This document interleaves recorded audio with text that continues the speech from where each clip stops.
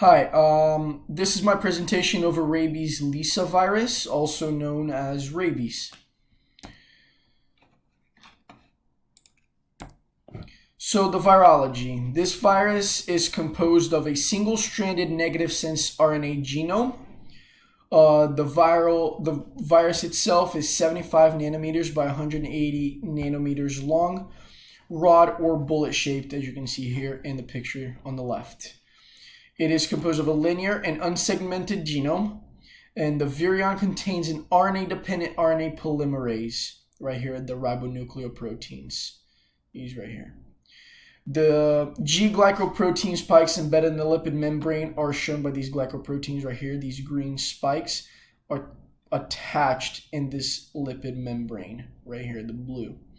And as you can see also, underneath this envelope membrane, there is this matrix protein, also called the M protein, and they form this nucleocapsid core. They are embedded with RNA to form that nucleoprotein core. The taxonomy, the family of rabies is the Rhabdoviridae. Scythor rhabdovirus and nuclear rhabdovirus are also part of this family. Very common rhabdoviruses that are also in that family. Not really connected too much with rabies, but also in this family category. The genus Lissa virus, and mammals and humans are the natural hosts for Lissa virus in the genus.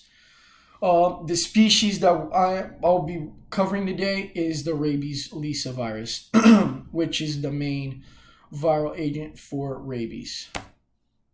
So the pathogenesis, mode of transmission, the human transmission is very rare. Human-to-human transmission is very rare. The mode of transmission that is most common is direct contact of broken skin with saliva or nervous tissue from an infected animal or host. So getting bit by an animal that is infected with the virus is what causes the disease most of the time. The incubation period for the virus can be weeks to months. That's due to, how long it takes for the virus to start showing the symptoms in the host. And those weeks to months will be covered later. Why so? It is contagious for 2 to 3 weeks after a person gets infected with the virus. And those 2 to 3 weeks are not after symptoms start to show, is after the person is infected with that virus. Very, very important distinction. So the epidemiology, rabies causes 59,000 human deaths annually. It's very concentrated in Asia and Africa, 95% of the cases. 99% of those rabies are caused by dog bites. And 50% of those cases are children under the age of 15 years old. I'm going to show you guys a map here in a second that shows the clusters. It was considered a deadly disease until the vaccine came around in 1967. Groundbreaking discovery. I think rabies is considered a mandatory shot. And the number of U.S. rabies-related deaths in the U.S. are 2 to 4 since the early 1900s to 2021, so up till today. Very low numbers because of the technology that we have here, the different cultural and social interactions that we have. So this map here, as you can see, these clusters here in India, China, and these African countries here are, where most of those deaths are coming from. Same thing right here, African countries, mostly India, Asian countries. Most of those are due to lack of sanitation, cultural beliefs that maybe tell them, something different than we might think. And treatment for those over there, to get treatment for rabies in Asia or Africa is a much more limited supply to get, the vaccine, and just seek any kind of medical attention in those parts of the world are just completely, unrealistic. 70% of cases in the US are caused by the bat exposures, which is a kind of a weird fact. And from 1968 to 2018, there were 217 cases. So if we go back here, out of 59,000 deaths of human deaths annually, from 1968 to 2018, 217 deaths only in the US is a very low number. There have been cases reported where, let's say, you do get the virus, the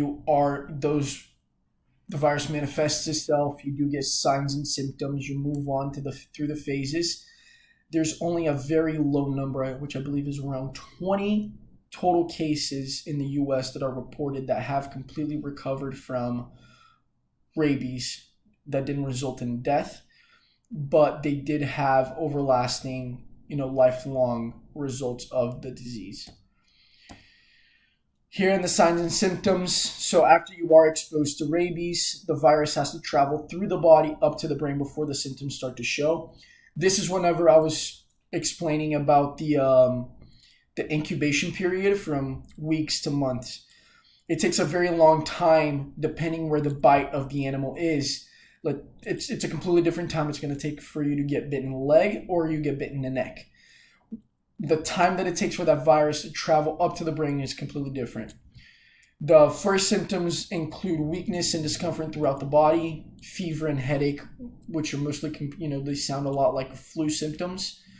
And then after that first symptom period, you move on to the acute symptoms, which are cerebral dysfunction, anxiety, confusion, and agitation. These acute symptoms last 2 to 10 days. After those 2 to 10 days are over, you move on to the clinical symptoms, which are the hallucinations, hydrophobia, and insomnia. Hydrophobia being the fear of water, so your organs start to shut down. Hallucinations, your brain is almost mush. Insomnia, you're going into deep exhaustion. Your whole body is just shutting down, organ by organ, part by part, place by place. And once those clinical symptoms start to show, the disease is nearly almost fatal. Treatment is mostly supportive. There's just no coming around, unfortunately. Getting diagnosis for rabies is fairly easy. In animals and humans, the most common diagnostic test is direct fluorescent antibody test, also known as DFA. It does look for the presence of rabies virus agents in the brain tissue mostly, and I'll show you guys a picture of it in a couple of seconds. Human diagnosis takes several tests, and unlike in animals. Spinal tap fluid analysis is very important, and skin biopsies of hair follicles looking for antigen presentation in the hair follicles are also very important. Saliva samples are tested by virus isolation, and PCR tests are also done in the saliva samples. Histological analysis of tissues are a very important part of diagnosis of rabies in humans, as shown right here in this slide.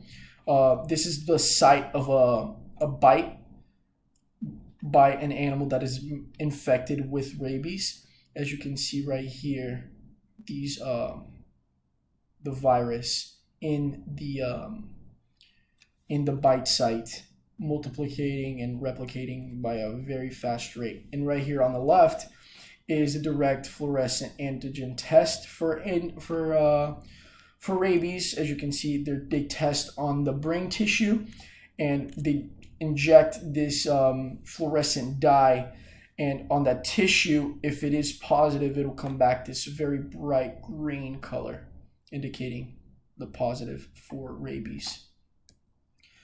Once you do get confirmation of that rabies and the infection is manifested, there is basically no treatment.